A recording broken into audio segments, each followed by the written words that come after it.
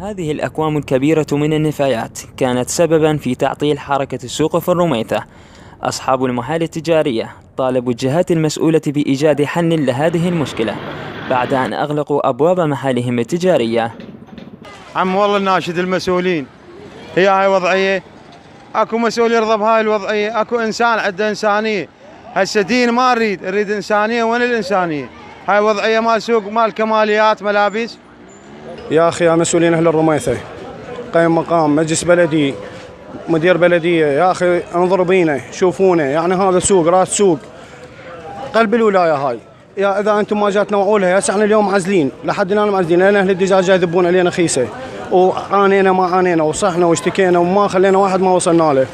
حتى المحافظ بنفسي تذاك المحافظ الاول اللي وقف عليها وشافوا قال شيلوها وما شلتوها.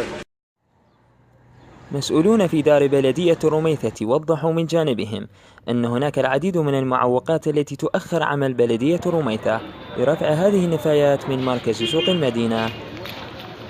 هو عدد العمال التي تعمل في بلدية الرميثة، عدد العمال لا يتناسب مع حجم الشوارع وحجم مدينة الرميثة وكميات النفايات الموجودة، حيث أن أعدادهم قليلة جدا، وتم مطالبة السيد المحافظ ومديرية بلديات المثنى بزيادة أعداد العمال.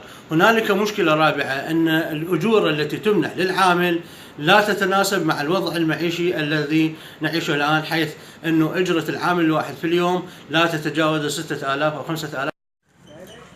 ويبقى الدور الأساسي مرتبطا في العمل المشترك والتعاون بين المواطن والجهات المختصة من أجل إيجاد حل لهذه المشكلة التي تشوه واجهة المدينة.